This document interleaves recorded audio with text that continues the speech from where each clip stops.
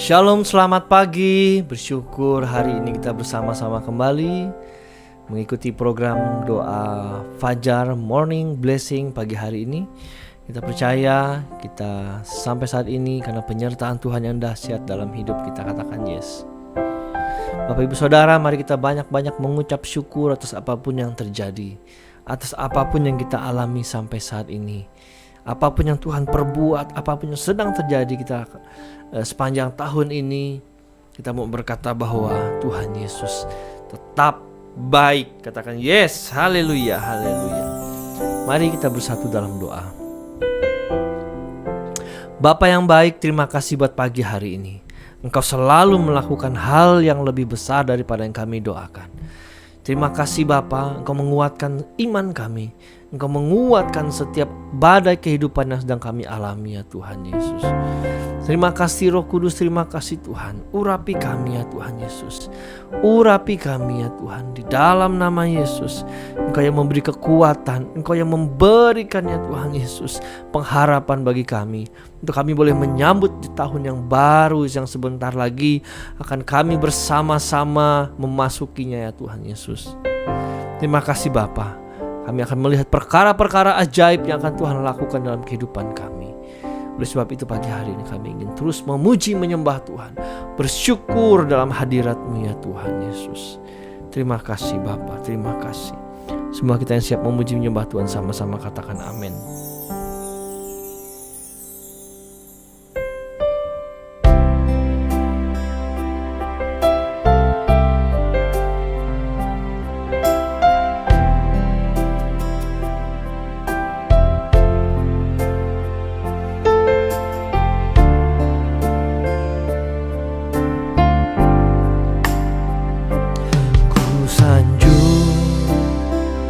Kau di tempat tinggi, sebab Engkau Imam besar agung.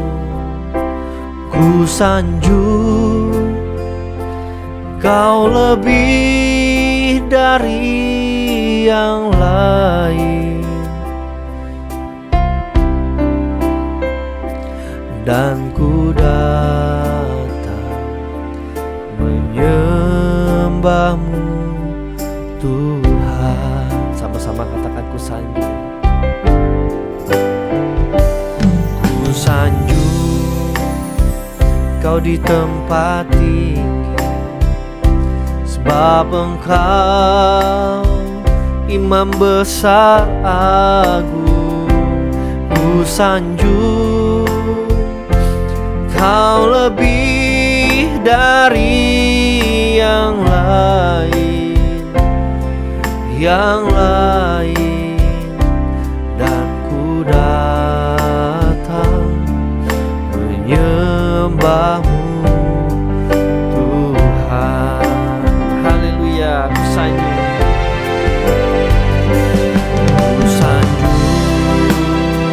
Kau di tempat tinggi, sebab Engkau Imam besar agung. Ku sanjung, Kau lebih dari yang lain, dan ku datang menyembah-Mu Tuhan. Tundukkan kepalamu, kita berdoa bersama-sama. Sembah Dia.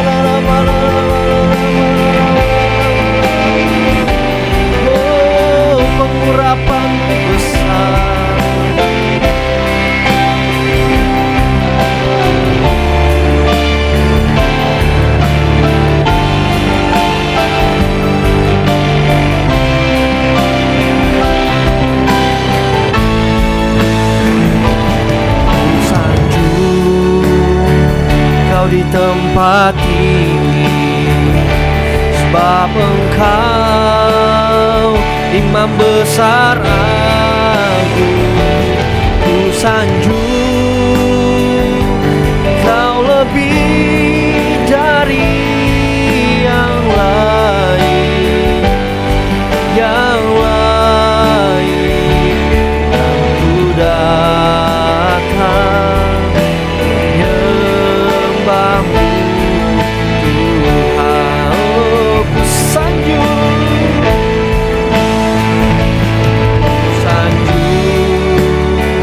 Kau di tempat ini, sebab Engkau Imam besar agung. Ku sanjung Kau lebih dari yang lain, yang lain. Dan ku datang menyembah-Mu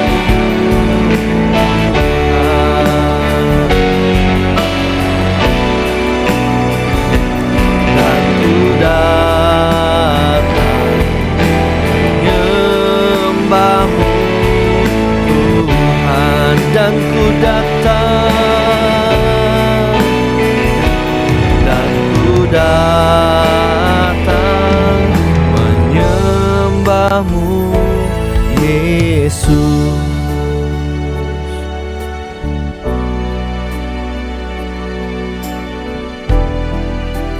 Kami rindu menyembah-Mu setiap waktu, sepanjang umur kami, sepanjang kesempatan yang Kau beri. Kau tak melihat besarnya kesalahan, besarnya pelanggaran, sebab kasih-Mu berlimpah Tuhan. Sampai hari ini kami dipelihara, kami disayang oleh-Mu, kami dilindungi Engkau.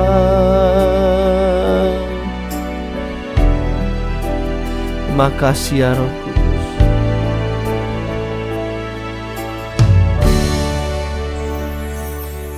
Terima kasih ya Tuhan. Kasih setia-Mu membuat kami selalu bersyukur dalam hidup kami.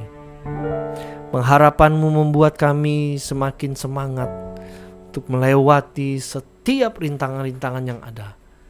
Menguatkan iman kami ya Tuhan Yesus. Kami tidak kalah dan kami tidak goyah akan apapun yang terjadi, karena kami percaya Tuhan setia bagi kami. Terima kasih Bapa buat pagi hari ini.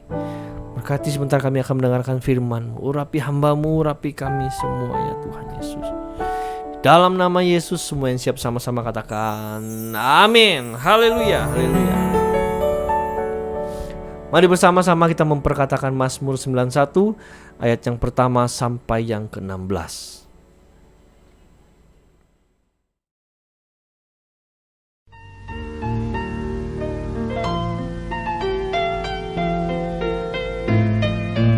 Mazmur 91 ayat 1 sampai 16 dalam lindungan Allah.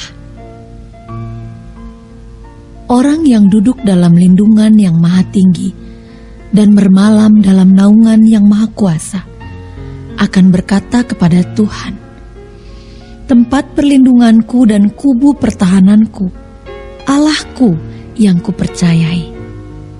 Sungguh, Dialah yang akan melepaskan engkau dari jerat penangkap burung, dari penyakit sampar yang busuk. Dengan kepaknya, Ia akan menudungi engkau. Di bawah sayapnya, engkau akan berlindung. Kesetiaannya ialah perisai dan pagar tembok. Engkau tak usah takut terhadap kedahsyatan malam, terhadap panah yang terbang di waktu siang, terhadap penyakit sampar yang berjalan di dalam gelap, terhadap penyakit menular yang mengamuk di waktu petang. walau 1.000 orang rebah di sisimu dan 10.000 di sebelah kananmu, tetapi itu tidak akan menimpamu. Engkau hanya menontonnya dengan matamu sendiri dan melihat pembalasan terhadap orang-orang fasik. Sebab Tuhan ialah tempat perlindunganmu, yang Maha Tinggi telah kau buat tempat perteduhanmu. Malapetaka tidak akan menimpa kamu, dan tulah tidak akan mendekat kepada kemahmu. Sebab malaikat-malaikatnya akan diperintahkannya kepadamu untuk menjaga engkau di segala jalanmu. Mereka akan menatang engkau di atas tangannya, supaya kakimu jangan terantuk kepada batu. Singa dan ular tedung akan kau langkahi. Engkau akan menginjak anak singa dan ular naga. Sungguh, hatinya melekat kepadaku, maka aku akan meluputkannya. Aku akan membentenginya, sebab ia mengenal namaku. Bila ia berseru kepadaku, aku akan menjawab. Aku akan menyertai dia dalam kesesakan.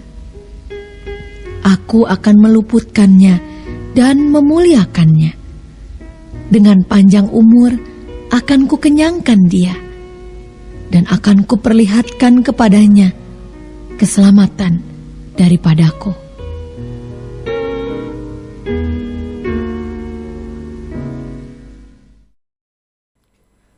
Shalom, selamat pagi, puji Tuhan.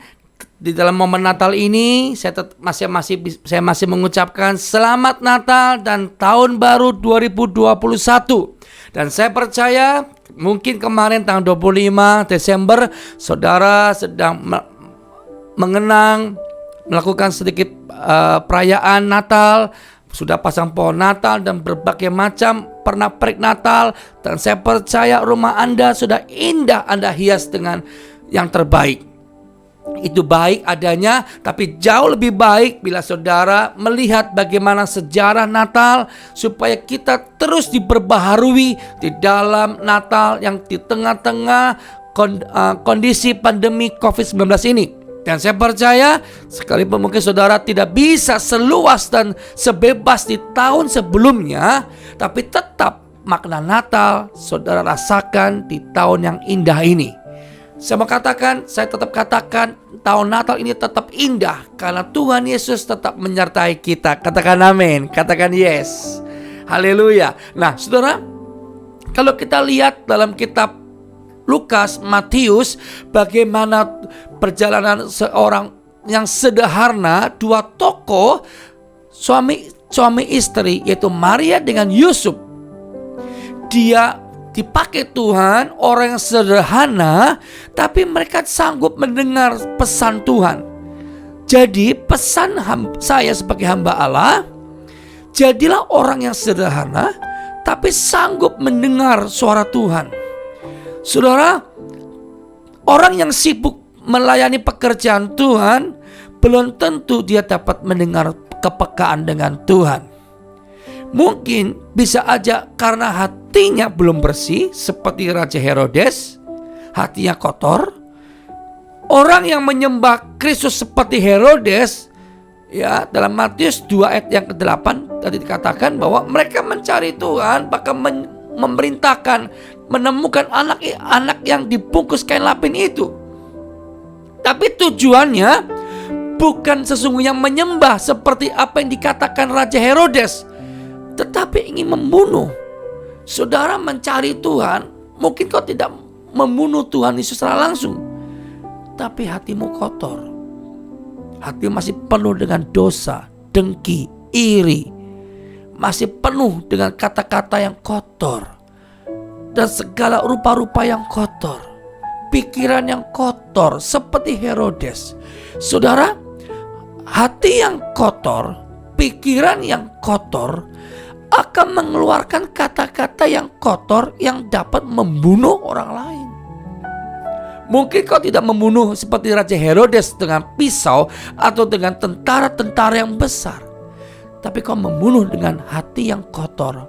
engkau pakai lidah sebagai senjata yang melebihi pisau tajamnya, melebihi pedang tajamnya. Mari kita belajar dari seorang yang sederhana tapi sanggup berbicara dengan malaikat.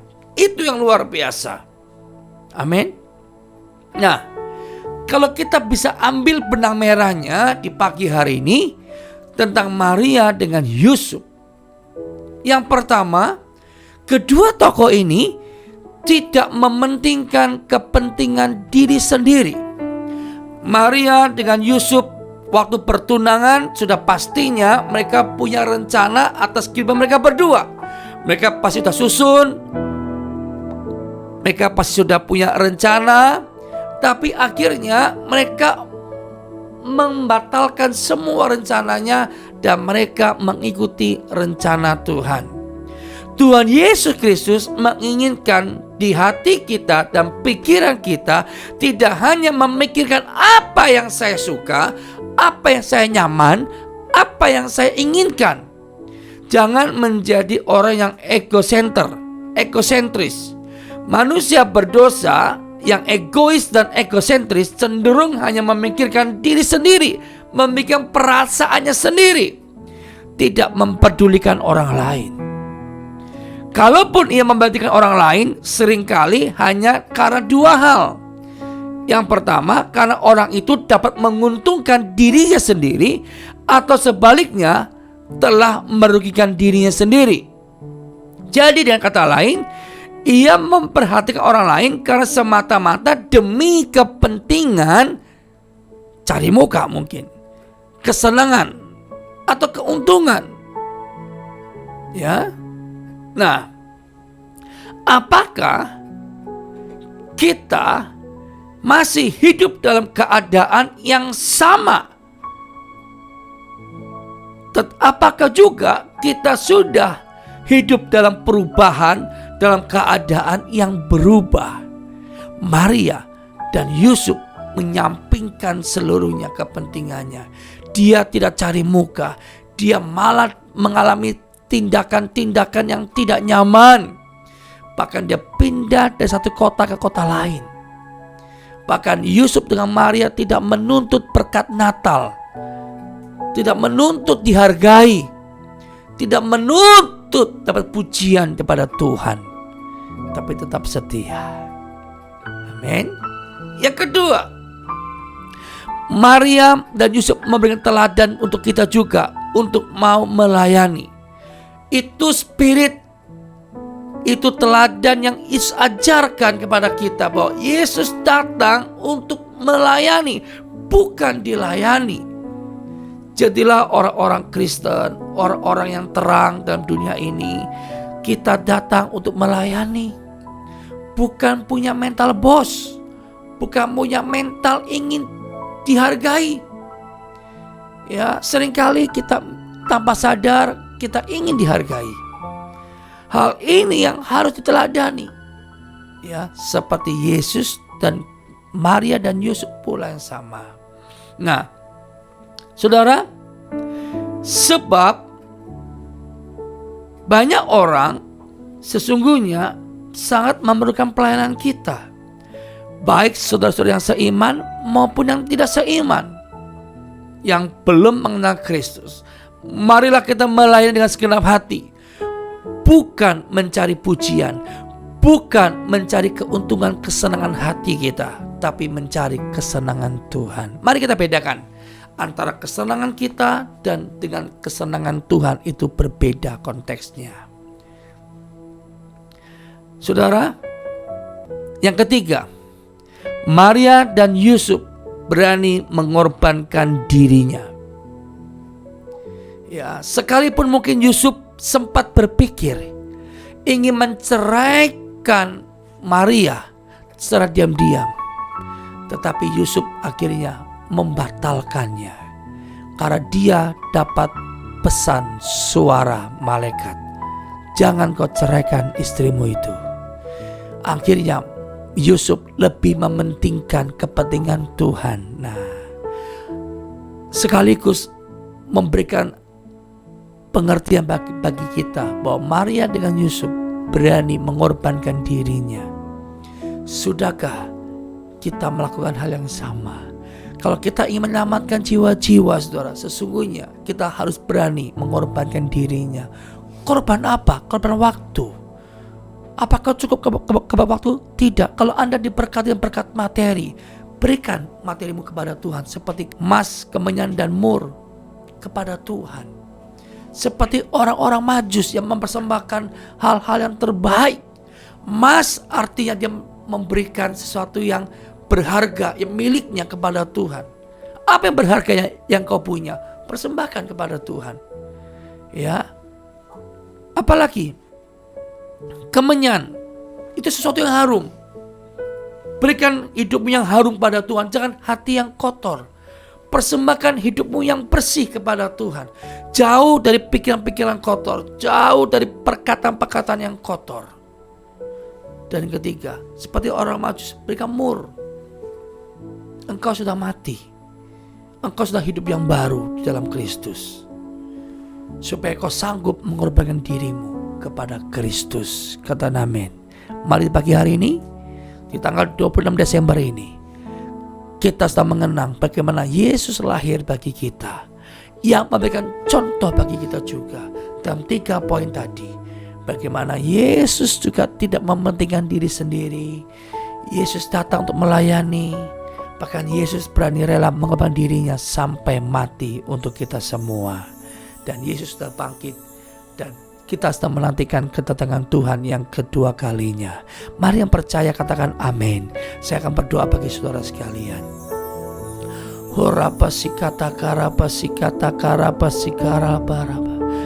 Ku telah mati dan tinggalkan cara hidupku yang lama. Semuanya sia-sia dan tak berarti lagi. Hidup ini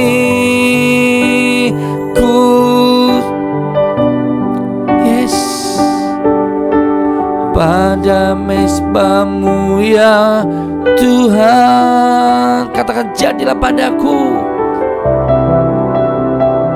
Yes, benar yang kau ingini.